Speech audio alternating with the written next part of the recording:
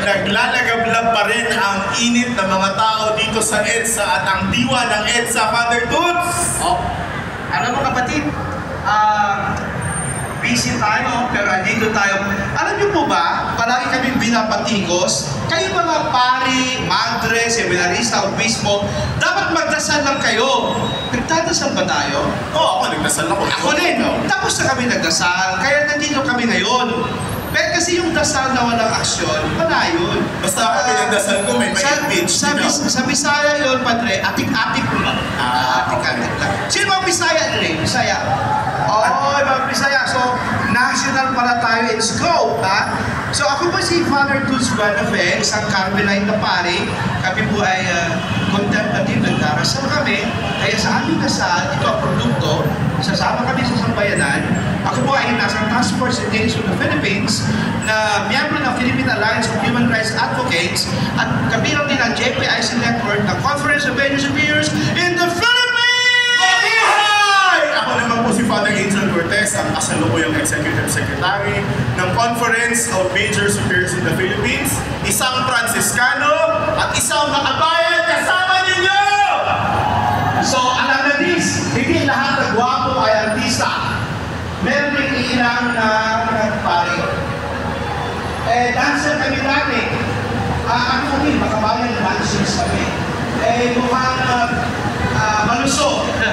So, ngayon, babasahin po namin ang statement, joint statement ng clergy and citizens for good governance. Yes. The clergy and citizens for good governance rejects corruptions in all forms. We demand accountability from the Marcoses, the Dutertes, and in our Congress. We reject the 2025 national budget because it promotes the interests of politicians and betrays the welfare of the Filipino people.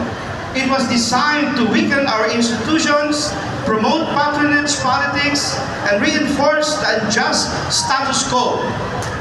We call on the Supreme Court to rule on the constitutionality of the General Appropriations Act for 2025. We call on Congress to repeal the General Appropriations Act of 2025 and to rectify the flaws of the budget and enact a people's budget by strengthening education, public health, and critical infrastructures, and to defund non-critical public works projects which promote corruption among our politicians. We call on Congress to enact an anti-political dynasty law in accordance with the provisions of the 1987 Constitution to help effect good and responsible governance in the Philippines.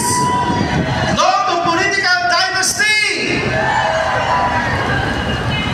We call for genuine transparency, full disclosure and accountability in all public acts on budget legislation, specifically the acts of the Bicameral Conference Committee and utilization by the government.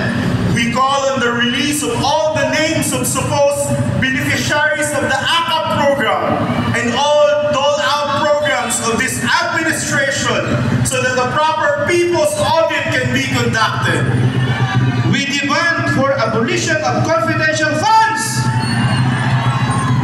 Our stand against corruption includes a call to address the crimes and corrupt practices conducted by the former President Rodrigo Duterte and Vice President Sara Duterte. We call on Congress to exercise its constitutional mandate to rid government out of inept and corrupt politicians like Sara Duterte by impeaching her. We demand Secretary Teodoro to disclose the results of the military's investigation of 2 military aides who ended up in possession of the 125 million confidential funds of Vice President Sara Duterte. We demand the Marcos administration to file the appropriate cases against the Dutertes for the crimes they committed against the Filipino people. We demand our government to cooperate with the ICC investigation and prosecution of our former President, Rodrigo Duterte. Mga kababayan, We call on the Filipino people to close ranks and express our collective outrage. The executive and legislative branches have failed us by prioritizing their interests over our people's welfare. There can be no reconciliation, healing, and peace without justice and accountability. Mabuhay ang sambayan ng Pilipinas! Marcos Duterte! panagutin! Maraming salamat po. Pagbabalik kami mamaya.